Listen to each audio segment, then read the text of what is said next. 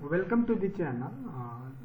In this video, I'm going to discuss few questions which has been asked in Political Science paper 2nd, course BA part 1 honors paper.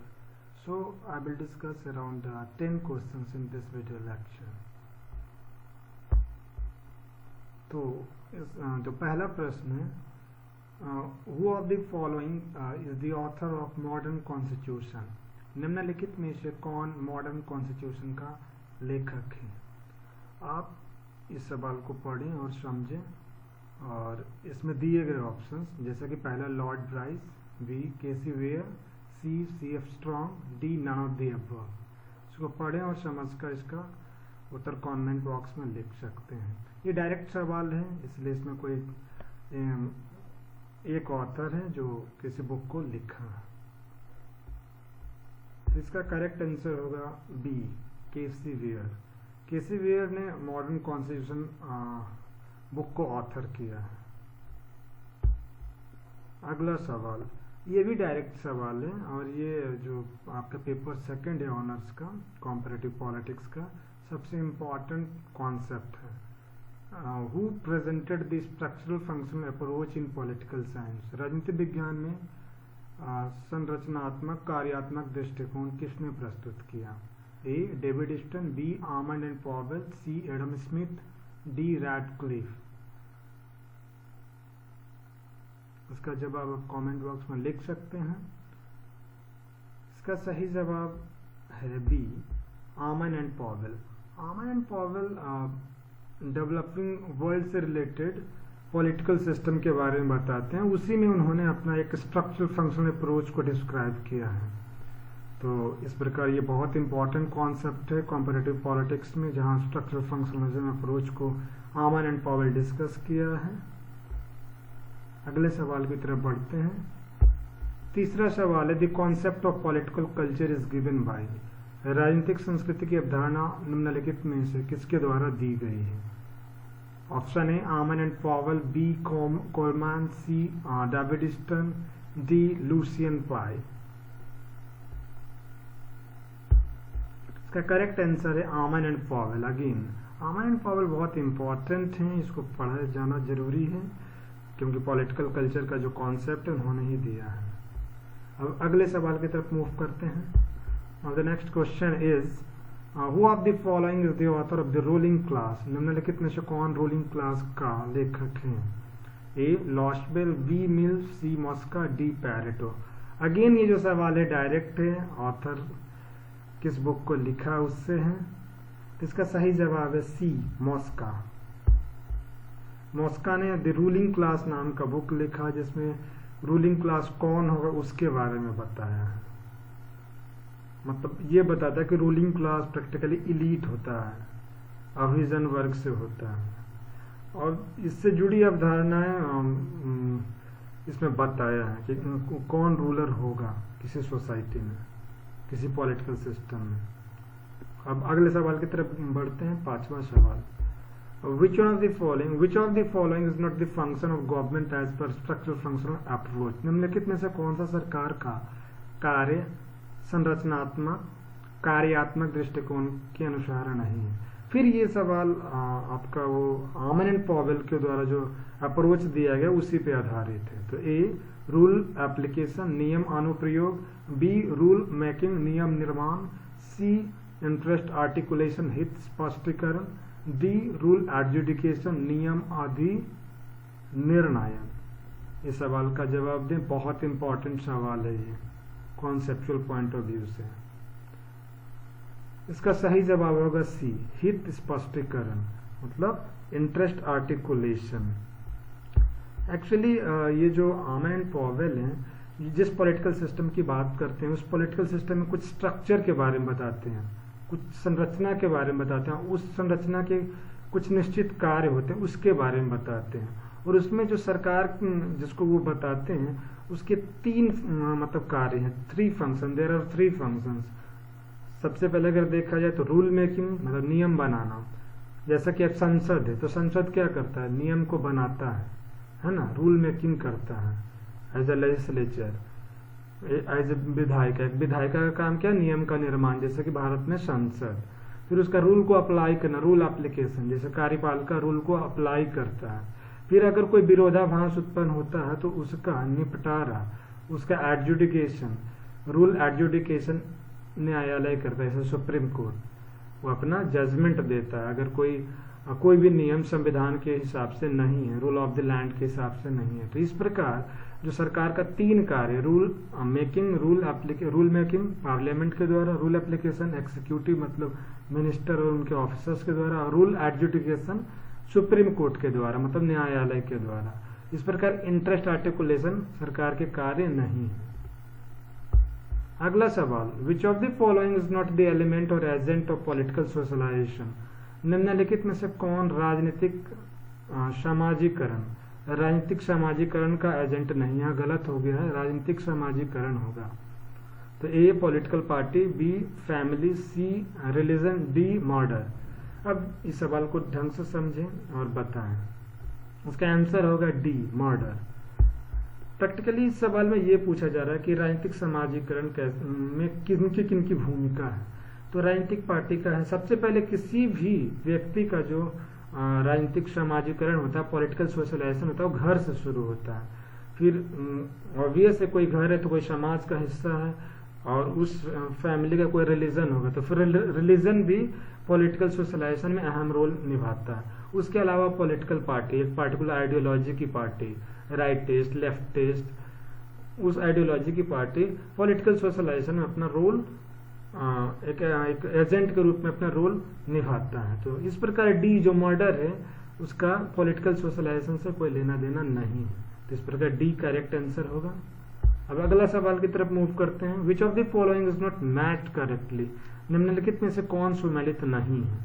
अब ध्यान से देखना, बहुत conceptual सवाल है। Unitary government, centralization of power means एकात्मक सरकार, शक्तियों का केंद्रीकरण।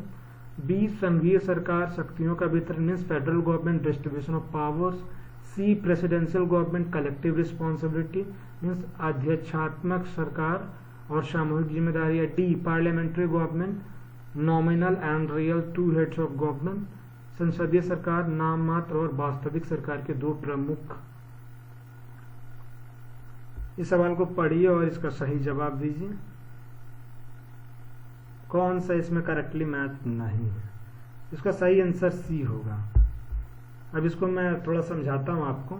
जैसा कि मैचिंग की बात, यूनाइटरी गवर्नमेंट मतलब ऐसा गवर्नमेंट जो एकात्मक सरकार हो, जैसा कि आप देख सकते हैं ऐसी एकात्मक सरकार की व्यवस्था यूनाइटेड किंगडम में, ब्रिटेन में है, जहाँ पूरी शक्ति एक सरकार के हाथ में केंद्रित है। तो obviously unitary form of government UK है, और ऐसे इस तरह की एकात्मक सरकार में शक्ति केंद्रीकृत हो जाती है। B federal government, distribution of power.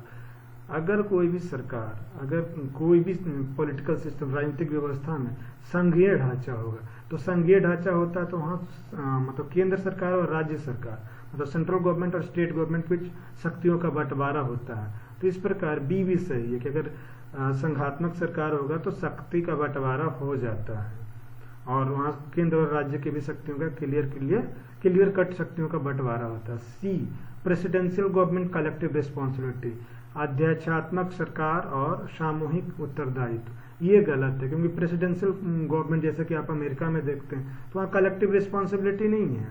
Collective responsibility जो सामूहिक उत्तरदायित्व है, ये जो है संसदीय सरकार या संसदीय शासन प्रणाली में ऐसा होता है। जैसा कि इंडिया में आप देखते हैं काउंसिल ऑफ मिनिस्टर एक साथ रिस्पॉन्सिबल है संसद के और विशेष रूप में या इन पार्टिकुलर लोकसभा के। तो इस प्रकार सी इनकरेक्ट आंसर है, और यही मतलब इनकरेक्ट मैच है, तो यही करेक्ट आंसर होगा।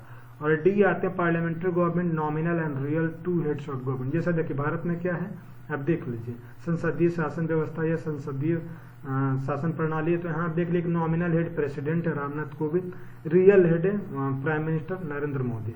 तो इस प्रकार ये भी सही है।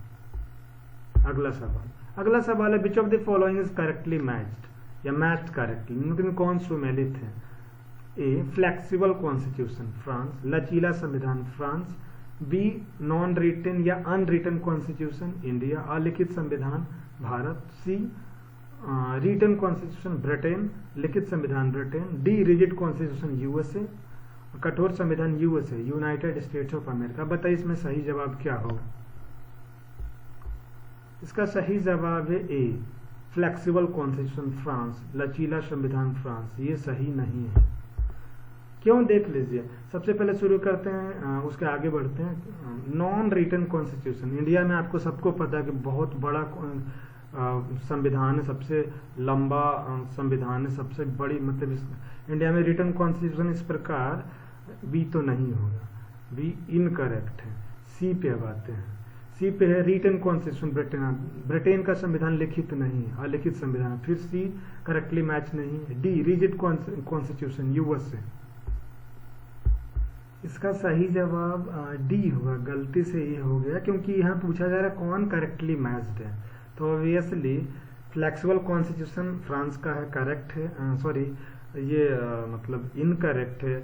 नॉन रिटन कॉन्स्टिट्यूशन इंडिया का, ये भी इनकरेक्ट है क्योंकि भारत का लिखित संविधान है। सी लिखा हुआ संविधान ब्रिटेन का, ये भी गलत है। सिर्फ मात्र डी सही है, रिजिड कॉन्स्टिट्यूशन मतलब कठोर संविधान यूएसए का है। तो डी एक करेक्ट आंसर होगा। बाय मिस्टेक ये हो गया है, इसको डी माना जाए। जैसा कि आप देख सकते हैं कि अमेरिकी कॉन्स्टिट्यूशन जो है, जो यूएस का जो कॉन्स्टिट्यूशन है वो रिजिड है। क्यों? क्योंकि यहाँ जो अमेंडमेंट का प्रोसीजर है वो बहुत ही डिफिकल्ट है। यहाँ दो लेवल पे, दो चरणों में अमेंडमेंट की जरूरत पड़ती है। एक प्रपोजल स्टेज और दूसरा रेटिफिकेशन स्टेज। तो जो प्रपोजल स्टेज है उसमें क्या देखा जाता है कि संशोधन के लिए जो अपनाया जाता है उसमें दो चीजें ध्यान रखनी है आपको, जिसमें क्या है, प्रपोजल स्टेज पे 2/3 वोट से पास होना चाहिए और रेटिफिकेशन स्टेज पे 3/4 से। तो आप ये, और जैसा कि यूएस में आपको पता है लगभग 50 राज्य हैं, उनके द्वारा 3/4 मतलब 3/4 बहुमत से पारित होना चाहिए। इस प्रकार देख सकते हैं वहाँ का संविधान का संशोधन, amendment to the constitution of US या the constitution of USA is very difficult because it has to pass two stages, one at proposal stages and second the ratification. So at proposal stage it required to be passed by 2/3 majority by both the houses of Congress, and the second stage, that is the ratification, at that stage it should be passed by 3/4 majority of the states of United states of America. इस प्रकार जो America के संविधान का संशोधन की प्रक्रिया बहुत ही टफ है, इसलिए US constitution is rigid one. अगला सवाल, who among the following describe welfare state as a kind of enslavement. निम्नलिखित में से कौन कल्याणकारी राज्य को एक प्रकार की दासता के रूप में वर्णित करता है?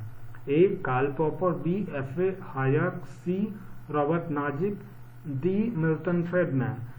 तो ये सवाल भी बिल्कुल डायरेक्ट है, स्टेटमेंट बेस्ड है। इसका सही जवाब बताएं। इसका सही जवाब होगा रॉबर्ट नाजिक, रॉबर्ट नाजिक। अब अगले सवाल की तरफ बढ़ते हैं जो कि लास्ट सवाल है।